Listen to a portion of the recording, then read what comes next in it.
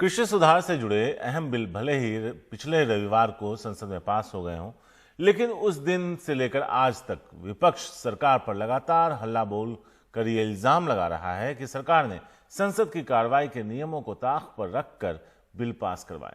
विपक्षी दलों का आरोप है कि उपसभापति ने संसद की परंपराओं तक को नजरअंदाज किया, जबकि सत्ता पक्ष इस बात पर जोर दे रहा है कि संसद में जो हुआ उसमें किसी नियम की अनदेखी नहीं हुई। माननीय मंत्री जी का जवाब हो। न्यूनतम समर्थन मूल्य। दो अहम कृषि सुधार बिलों पर लंबी चर्चा के बाद कृषि मंत्री नरेंद्र सिंह तोमर जब राज्यसभा में जवाब दे रहे थे तब 1 बज चुके थे। माननीय मंत्री जी 1 मिनट 1 बज रहे हैं। Through you to the house that house may be extended. यानी राज्यसभा की कार्रवाई का निर्धारित समय खत्म हो चुका था। पूरे हाउस की सहमति है इस बिल। उपसभापति ने जब ये तय किया कि सदन की कार्रवाई आगे बढ़ाई जाएगी, सदन में हंगामा शुरू हो गया। Please let him speak.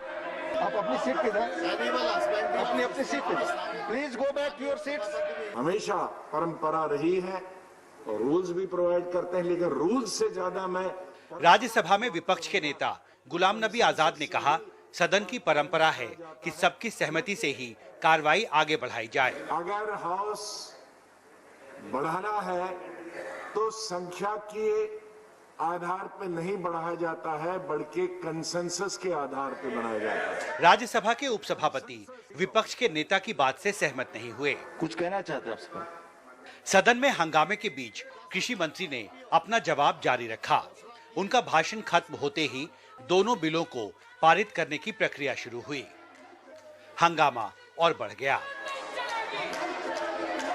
लेकिन विपक्षी सांसदों द्वारा डिवीजन की मांग पर राज्यसभा के उपसभापति तैयार नहीं हुए और सदन में हंगामा और ज्यादा बढ़ गया। कृपया अपनी अपनी जगह जाएं। या आप जानते हैं कि कोरोना के दौर में हम मिल रहे हैं, कृपया वेल में न आए। कुछ विपक्षी सांसद विरोध करते हुए वेल में काला कानून वापस लो का नारा लगाने लगे। तृणमूल कांग्रेस के नेता डेरेक ओब्रायन रूल बुक लहराते हुए चेयर के ठीक सामने जाकर खड़े हो गए। इसी बीच किसी ने एक रूल बुक चेयर पर फेंक दी।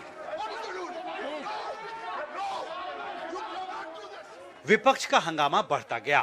चेयर के सामने माइक को तोड़ने और खींचने की कोशिश हुई।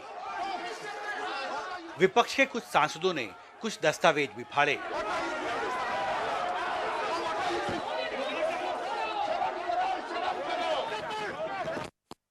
हंगामे के बीच राज्यसभा टीवी को म्यूट कर दिया गया।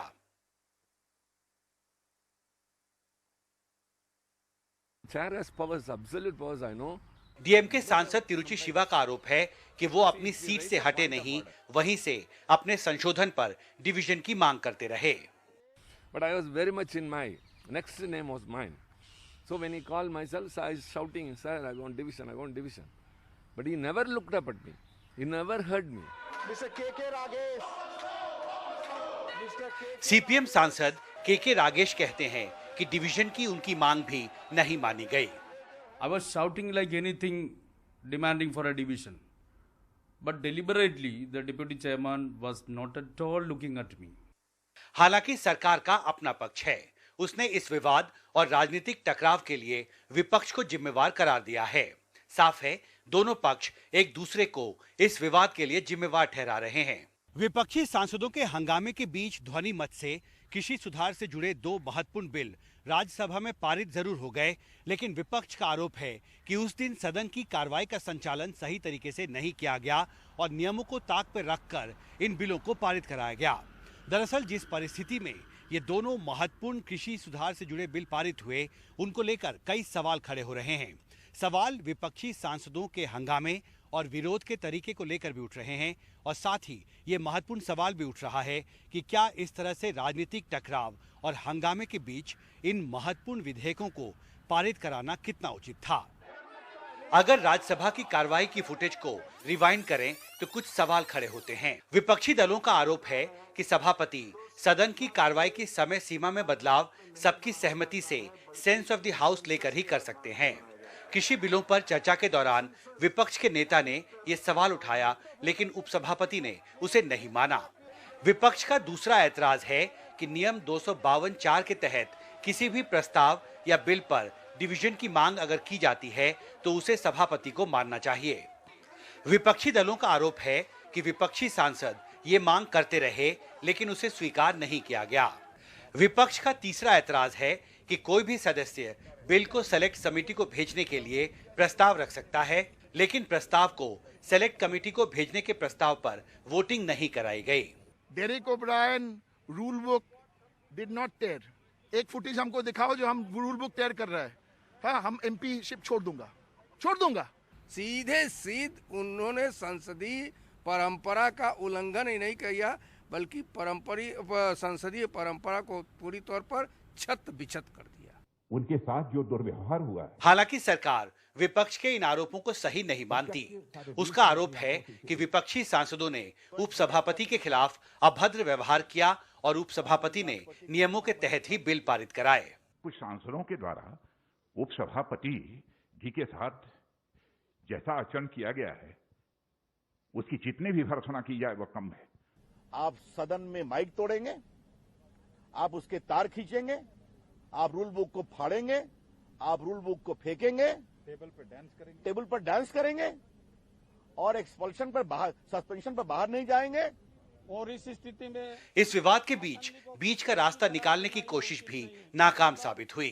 अगर वो माफी मांगेंगे तो आसंदी से निवेदन करेंगे कि उनके माफीनामे पर विचार करके उनका निलंबन समाप्त करें। Government has to apologize for passing the bills without adhering to the constitution and also without adhering to the rules established by law.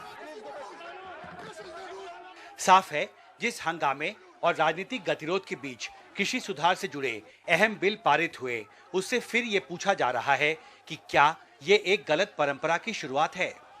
Delhi से अरविंद गुणाशेखरन के साथ हिमांशु शेखर, एनडीटीवी इंडिया।